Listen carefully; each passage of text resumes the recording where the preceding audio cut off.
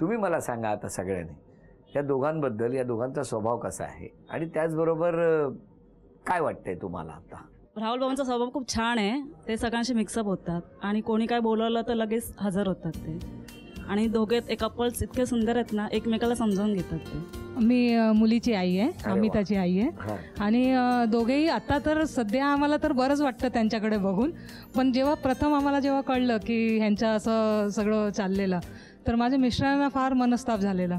आणि त्यांना ते नको होतं की आपली मुलगी असं इतर कास्टमध्ये, कारण आम्ही पण लव्ह मॅरेज केलं आणि आम्ही भोगले ते. तर आम्हाला माहिती आहे की मग लव्ह मॅरेज नंतर किती त्रास होतो. म्हणून आम्हाला असं वाटत होतं की आमची मुलांनी तसं नाही करायला पाहिजे. आणि तिने जेव्हा सांगितलं, तर एक दिवस ती ट्रेनमध्ये येत असताना तिला मी असे सहज बोलली, अगं तुला मागणं आलं आहे घरी, तर तू लवकर ये.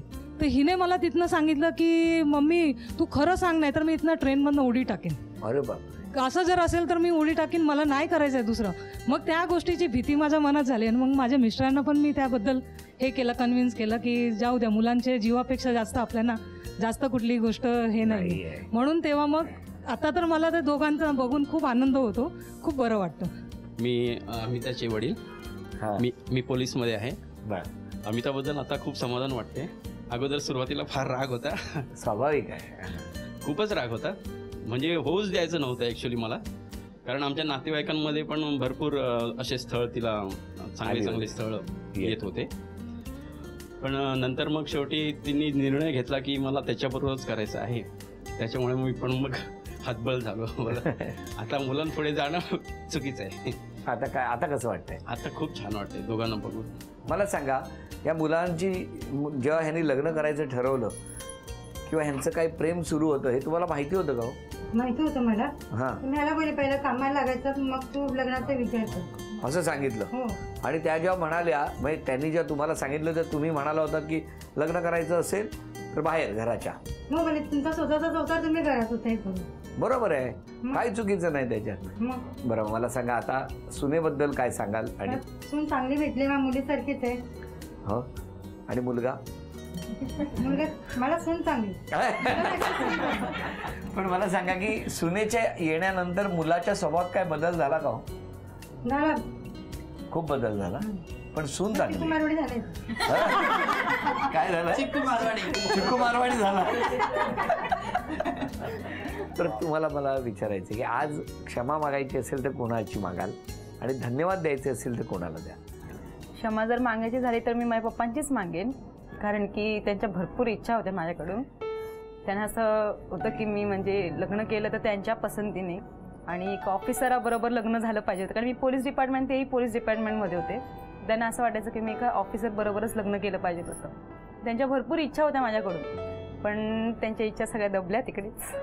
आणि थँक्सही पण मी त्यांनाच बोलली की जेवढे सगळं त्यांची इच्छा त्यांनी मारून माझं जी इच्छा होती ती पूर्ण केली, तरी थँक्स पण मी त्यांनाच बोलली. तुम्ही कोणाला धन्यवाद द्याल आणि कोणाची क्षमा मागाल?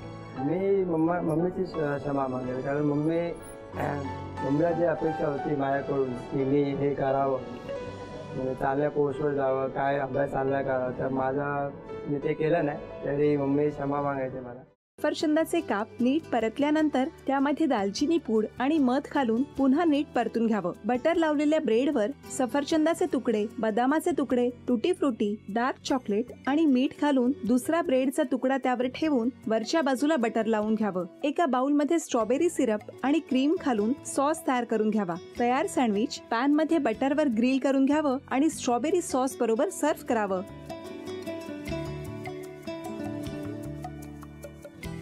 हे जेव्हा बोलत होते तेव्हा मी बघत होतो की या दोघांनी स्वतःचा संसार उभा केलाच, पण स्वतःच्या संसाराबरोबर अनेकांच्या आयुष्यात आनंद निर्माण केला. तो आनंद महत्त्वाचा. हसत राहा, आनंदी राहा असं म्हणत शुभेच्छा देऊया. आणि ही झी मराठीकडून भेटवस्तू डेव्हिड तुमच्यासाठी. अभिनंदन. आणि वहिनींना तथास्तू पुणे यांच्याकडून ही पैठणी. अभिनंदन.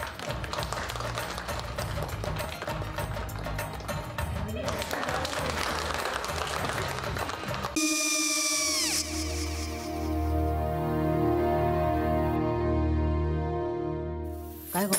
हा काय झालं? काय झालं? काय आले, मी निकाल लावून आली. हो, पण तिची आईच काय बोलली? तिला वाटलं का सगळ्या निशाने आपल्या चुका कबूल केल्या का? आई, मी चांगलंच सुनावून आली आहे. त्या तिची बाजू घेत होत्या, पण मी लक्ष दिलं नाहीये. खूप झालं आता. चांगुलपणा खूप झाला. मऊ दिसलं ना की कोपऱ्याने खणतात ना माणसं, ते असं. अगो, पण आईच म्हणली काय तिची? पटला काय तिका? मला माहिती. आई, मी तुम्हाला नंतर फोन करते. हो. आणि आई बाबा जे बोलले त्याचं वाईट नका वाटून घेऊ. सॉरी. सॉरी काय त्यात? नेहा आले. आई, मी येते. हो काकू, येते.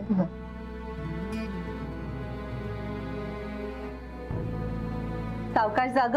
हो हो. मग काय काकू, कधी उडवता लग्नाचा बार? बघूया.